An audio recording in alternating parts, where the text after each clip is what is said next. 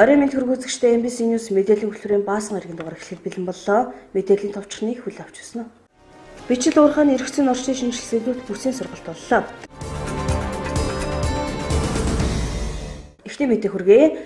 Бичил уурхааны эргэцэн орчны шинжилгээнүүд бүсийн сургалт манай аймагт боллоо. Сургалтанд Говьалтай Завхан Ховд аймагуудын бичил уурхай бүхий сумдын удирдлага төрийн албан хаагчид бичил уурхайчдын төлөөлөл оролцлоо. Бичил уурхааны эргэцэн орчны шинжилгээнүүд бүсийн сургалт манай аймагт боллоо. Угал уурхай хүнд үйлдвэр яам ашигт малтмал газрын тосны газар Швейцарын хөгжлийн агентлагийн тогтвортой бичил уурхай төсөл Увс аймгийн засаг дарга намын газар хамтран энэхүү сургалтыг зохион байгууллаа. Сургалтанд Говьалтай Завхан Ховд аймагуудын бичил уурхай бүхий сумдын удирдлага төрийн албан хаагчид бичил уурхайчдын төлөөлөл хамрагдлаа. 2017 онд Монгол Улсын их хурал засгийн газар яамдын сайдын тушаалаар шинээр батлагдсан бичил уурхайтай холбогдох хууль журам дүрм аргачлалыг орон нутгийн удирдлагууд болон бичил уурхайчдын байгууллагын төлөөлөлд танилцуулсан. Энэхүү хууль журмын талаар нэгцэн ойлголттой болж хэрэгжүүлэх, хуваарь ашигт малтмал олборлагчдыг бичил уурхайн зохион байгуулалтанд оруулах, ашигт малтмалын хууль бус олборлолтыг зогсооход хувь нэмэр оруулахад энэ удаагийн бүсийн сургалтын зорилго чиглэгдлээ. Зохион байгуулагчдын зүгээс сургалтанд оролцогчдод засгийн газраас баталсан бичил уурхайгаар ашигт малтмал олборлох журам, хөдөлмөр нийгмийн хамгааллын сайд, уул уурхай хүнд үйлдвэрийн сайдын хамтарсан тушаалаар баталсан бичил уурхай нөхөс сэргээлтийн аргачлал, зөрчлийн тухай хуулийн холбогдох заалтыг танилцуулж шин мэдээлэл өглөө. За Увс аймагт уул уурхай хүнд үйлдвэр яам ашигт малтмал газрын тосны газар Швейцарын хөгжлийн агентлагийн тогтвортой бичил уурхай төсөл манай Увс аймгийн засаг даргын намын газар хамтран зохион байгуулж байгаа бичил уурхайны эргэцэн орчны шинжилгээний талаарх баруун бүсийн зөвлөгөөнд болж байна. За энэ зөвлөгөөнд маань Хов, Баян үлгий, Завхан Увс аймгийн 19 сумын 150 гаруй төлөөлөгч оролцож байгаа. За тэгэхээр энэ 150 гаруй хүн дотор маань бичил уурхайн үйл ажиллагаа явуулдаг, одоо бидний хэлцэнснээр хуваарь ашигт малтмал олборлдог, иргэдийн ажилтдаг бүс нутгийн сумдын засаг дарга нар, байгаль орчны байцаагч нар, газрын даамлууд бүгд ирж оролцож байна. Мөн аймгийн төвийн төр засгийн байгууллагууд буюу аймгийн засгийн хамгийн газрууд, газрын харилцаа барилга хотоолтын газар, мэргэжлийн агентлагийн газар, байгаль орчны аялалчдын газар, бүр зарим аймгийн цагдаагийн газраас хүчлэн дээр оролцож байгаа. Ерөнхийдөө цаашдаа энэ төр засгийн газрын төвшөнд, аймгийн орон нутгийн төвшөнд бичил уурхайны үйл ажиллагааг бид яаж авч явах ёстой, хэрхэн энэ хүмүүстэй хамтарч ажиллах ёстой мэй гэдэг, энэ хүмүүстэй төрөө үйлчлэгээ яаж хүргэх ёстой мэй гэдэг дээр энэ зөвлөгөөний гол зорилго оршиж байгаа. Сургалтын хүрээнд бичил уурхааны эргэцэн орчин буюу засгийн газрын 2017 оны 151-р тогтоолоор батлагдсан бичил уурхайгаар ашигт малтмал олборлох журам болон бичил уурхайн өнөөгийн байдал бичил уурхайг албажуулахад бичил уурхайчид бичил уурхайн байгууллагын оролцоо тулгамдж байгаа асуудал зэргийг хэлсэн байна. Мөн бичил уурхайг зохион байгуулах, албажуулах, тулгамдж буй асуудлыг шийдвэрлэх талаар авч хэрэгжүүлж арга хэмжээний талаар оролцогч аймагуудын мэдээллийг сонссон байна. Журмаа шинжилэн боловсруулж 2017 оны 5 дугаар сарын 24-ний 151-р засгийн газрын тогтоолоор журмаа ол шинжилэн боловсруулж батлуулсан байгаа.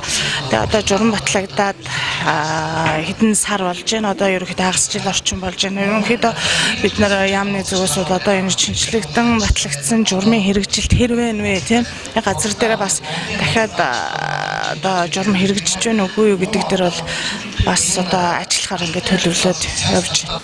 Швейцарын хөгжлийн агентлагийн тогтвортой бичил уурхай төсөл 2005 оноос хойш Монгол улсад бичил уурхай зохион байгуулах, албажуулах, байгаль орчинд халбахтай бичил уурхайн сайн туршлагыг түгээн дэлгэрүүлэх, оролцогч талуудын хариуцлагатай бичил уурхайн талаарх ойлголтыг нэмэгдүүлэхэд хувь нэмрээ оруулж ажиллаж байна. Тогтвортой бичил уурхай төслийн 4 дахь шат нь эдийн засгийн хувьд тогтвортой, байгаль орчны хариуцлагатай, хүний эрхэд суурилсан, Монгол улсын бичил уурхай салбар нь бичил уурхайн талаарх олон улсын сайн туршлагаас суралцах, үр шимийг хүртэх, хувь нэмрээ оруулах зорилготой юм. Уг сургалтыг улсын хэмжээнд 4 бүсэд зохион байгуулж байгаа бөгөөд сургалтаар бичил уурхай бүхий 17 аймаг 69 сумын удирдлага, бичил уурхайчдын төлөөлөл 500 хүн шинээр батлагдсан, бичил уурхайн хууль тогтоомжийн талаар нэгцэн ойлголттой болж гарын авалгаар хангагдж байна.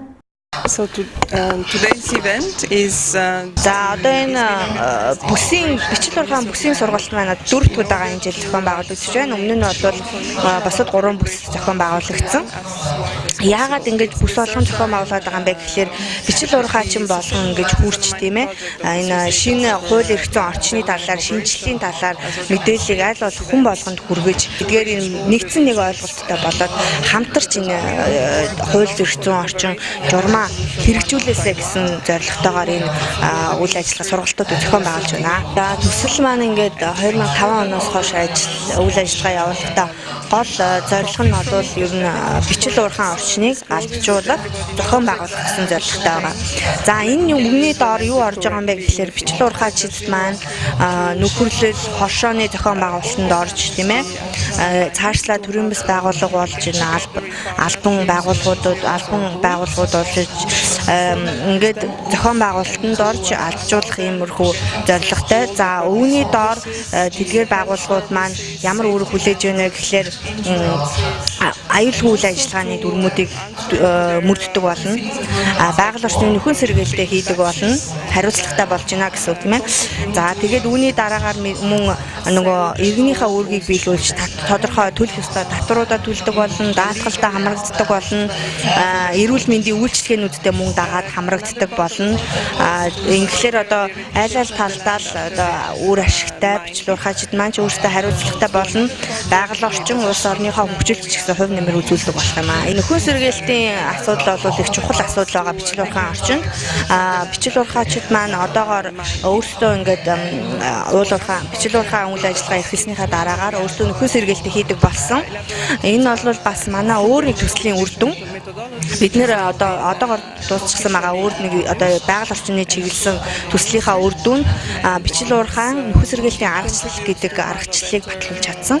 Тэгээ энэ ачаар бол бичил уурхайчид маань хэдийгээр бичил уурхай эрхэлсэн ч гэсэн бүх үйл ажиллагаагаа дууссаны дараа нөөцөө шавхжиж дууссаны дараа өөртөө нөхөн сэргээлтээ хийдэг тийм хариуцлагатай болсон байгаа. Processing plants that don't use mercury and where artisanal miners can bring their gold to be extracted. Увс аймгийн хувьд тогтвортой бичил уурхай хөгжил таархан гэж хэлэхэд хэлсдэхгүй. Хууль бус алт улбарлалт газар авч нөхөн сэргээлт хийдэггүй байдал байсаар өдөх хүрлээ. Тэр ч байтугай тариалан сүм удирдлагуудын бор хавцлыг тусгай хамгаалтанд авчихсан байхад өнөөдрийн байдлаар бичил уурхайчид хууль зөрчил үйл ажиллагаа явуулсаар байна. Аймаг сүм удирдлагууд нь амьдралаа зогоож байгаа иргэдийгээ хараад үйл ажиллагааны шууд зогсоож чадахгүй өдөх хүрлээ. Энэ мэд хууль зөрчсөн үйлдэл Увс аймгийн хэмжээнд байсаар байна. Үүнийг бүх сургалтын үеэр аймгийн иргэдийн төлөөлөгч дурлалын дарга онцолж байсан юм а. За Увс аймагт бол энэ уул уурхай бол нэг төдийдэн тийм сайн хөгжсөн гэхэд бид нар бол хөгжөөгүй. Яг нэг нөөцний уурхай гэдэг 3 уурхай байгаа. Тэр бол бүр 80-аад оноос эхлээд үйл ажиллагаа явуулж байгаа 3 уурхай байгаа. За бичил уурхайг бол одоо яг өнөөдөр бол яг төгс бод шийдвэд байгаагүй. Энэ бичил уурхай доктортой бичил уурхай гэдэг зүйлийг бол өнөөдөр бол бид нэр энэ дээр нэлээд анхаарал хандуулж энэ бичил уурхай эрхэлж байгаа хүмүүсийн хөдөлмөр эрхлэл, аюулгүй байдал, нийгмийн хамгааллын асуудал, тэгээд одоо орон нутгийн төсөв бүрдүүлэх энэ бүх зүйлийг бол цогцоор нь бас энэ шийдэж өгөхгүй бол өнөөдөр бол эцэст нь одоо үрдөнгөө хууль бусаар алт улбарлаж байгаа ийм явдал бол газар авч байгаа. Тийм болохоор бас бид бүхэн энэ дээр бас орон нутгатаа бас тохирсон. Одоо засгийн газрын шинээр батгтан гарсан 150-ийн тогтоолын дагуу болон бусад холбогдох хууль тогтоомжийн хүрээнд бас орон нутгатаа тохирсон тийм журам гаргаж эдгээр одоо хөдөлмөр эрхэлж байгаа хүмүүсийн хөдөлмөр эрхлэлтийг нь тодорхой бас эмх замбрахтай болох асуудал бол тулгамдж байгаа.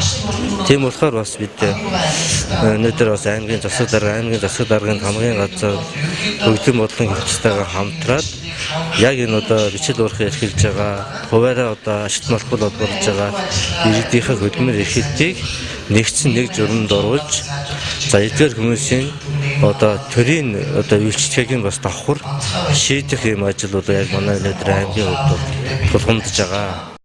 Цаашид хариуцлагатай уул уурхайг хөгжүүлэхийн тулд иргэд орон нутгийн удирдлагууд бичил уурхайчдыг мэдээлэлээр хангаж эргэцэн орчныг сайжруулах хэрэгтэй байна. Тус сургалтыг зохион байгуулснаар бичил уурхайчид аймаг сүмийн удирдлагууд шинээр батлагдсан бичил уурхайн хууль тогтоомжийн талаар нэгдсэн ойлголттой болж байгаагаараа ач холбогдолтой болж байна.